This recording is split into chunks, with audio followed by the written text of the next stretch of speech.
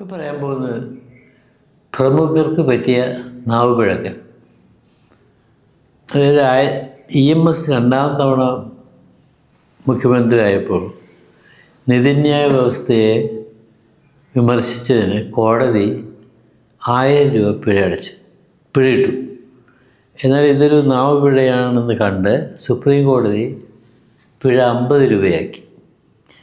അവസാനം 50 രൂപ അടച്ച് EMS പ്രശ്നം അവസാനിപ്പിച്ചു. ഇനി ഇതുപോലെ 1980 ബാലകൃഷ്ണപിള്ള നടത്തിയൊരു പ്രസംഗത്തിൽ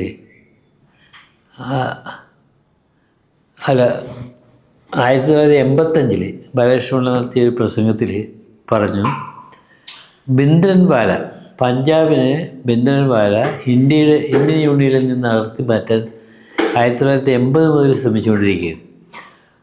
അപ്പോൾ ആ ഇഷ്യൂ നിലനിൽക്കുന്ന സമയത്താണ് ബാലകൃഷ്ണപിള്ളയുടെ കൊച്ചിയിലുള്ള പ്രസംഗം. ആ പ്രസംഗത്തിൽ ബാലകൃഷ്ണപിള്ള പറഞ്ഞു, ഈ കോച്ച് ഫാക്ടറി കേരളത്തിൽ തരാമെന്ന് പറഞ്ഞത് കേന്ദ്രം തന്നിട്ടില്ല, അത് പഞ്ചാബിന് കൊടുത്തു. അതുകൊണ്ട് ഭിന്ദ്രൻവാലയെപ്പോലെ നമുക്കും ഒരു വിഘടനവാദം നടത്തേണ്ടിയിരിക്കുന്നു. പക്ഷെ അത് കേസായി. ഇതൊരു കേന്ദ്രത്തിനെതിരെയുള്ള ഒരു രാജ്യദ്രോഹ കുറ്റമായി പ്രഖ്യാപിച്ച് പോലീസ് കേസെടുത്തു. അവസാനം ബാലകൃഷ്ണപിള്ളയ്ക്ക് രാജിവെച്ച് പോകേണ്ടി വന്നു. നായനാരുടെ കാലത്ത് വേറൊരു സംഭവം ഉണ്ടായി. നായനാർ മുഖ്യമന്ത്രിയായിരിക്കുമ്പോൾ അന്ന് നായനാരുടെ മന്ത്രിസഭയിൽ ഒരു കുട്ടപ്പൻ ഉണ്ടായിരുന്നു. കുട്ടപ്പൻ ഹരിജനാണ്. കുട്ടപ്പൻ ഹരിജൻ മന്ത്രിയുമായിരുന്നു. പക്ഷെ ഒരു പ്രസംഗത്തിൽ അബദ്ധത്തിൽ നായനാർ പറഞ്ഞ് ഹരിജൻ കുട്ടപ്പൻ എന്ന് പറഞ്ഞു. ഹരിജൻ കുട്ടപ്പൻ എന്ന് പറയുന്നത് ഹരിജൻ മന്ത്രി കുട്ടപ്പൻ എന്ന് പറയുന്നത് വ്യത്യാസമുണ്ടല്ലോ. അത് കേസായ ശേഷം അവസാനം പിന്നെ ഒരു ന്യായമൊക്കെ പറഞ്ഞ് അവസാനം വലിയ പാടുപെട്ടാണ് നായനാർ അതിൽ നിന്ന് രക്ഷപ്പെട്ടത്.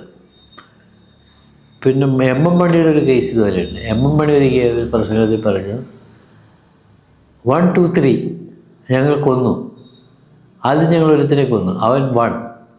രണ്ടാമതൊരുത്തിനെ കൊന്നു, അവൻ 2. പിന്നെ ഒരുത്തിനെ കൊന്നു, അവൻ 3. പക്ഷെ അതും കേസായി.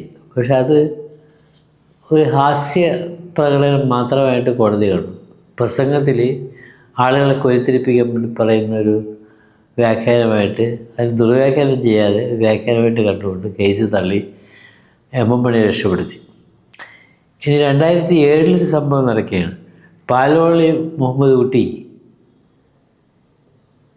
മന്ത്രിയായിരിക്കുമ്പോൾ പറഞ്ഞു, നോട്ടുകെട്ടുകളുടെ കനം തീരുമാനിച്ചുകൊണ്ടാണ് കോടതി വിധി പറയുന്നത്. അത് കേസായി. അവസാനം പാലോളി മാപ്പ് പറഞ്ഞ് രക്ഷപ്പെടുകയായിരുന്നു. അത് അബദ്ധത്തിൽ പറ്റിപ്പോയതാണ്, മാപ്പ് പറഞ്ഞ് രക്ഷ. ഇനി അവസാനം അടുത്ത കാലത്തൊരു സംഭവം നടന്നതെന്ന് വെച്ചാൽ, രാഹുൽ ഗാന്ധി നമ്മുടെ പ്രധാനമന്ത്രി കുറിച്ച് പറഞ്ഞു, ചൗക്കീദാർ ചോർ ഹേ, അതായത് പ്രധാനമന്ത്രി കള്ളനാണ്. അപ്പോൾ അതിനൊരു കേസ് വന്ന് അവസാനം കോടതിയിൽ ഇയാൾ അബദ്ധം പറ്റിയപ്പോൾ എന്നൊക്കെ സമ്മതിച്ച് മാപ്പല്ല ഇയാൾക്കൊരു വാണിംഗ് കൊടുത്തുകൊണ്ട് കോടതി വിട്ടു. അങ്ങനെ ഈ രാഷ്ട്രീയത്തിൻ്റെ പുറകോട്ട് നോക്കുകയാണെങ്കിൽ ഒരുപാട് ആളുകൾക്ക് ഇത്തരത്തിലുള്ള നാവുപിഴ സംഭവിച്ച് അതിൻ്റെ അകത്തുനിന്ന് രക്ഷപ്പെട്ടു പോകുന്നിട്ടുള്ള ഒരുപാട് കഥകൾ നമുക്ക് കാണാൻ കഴിയും.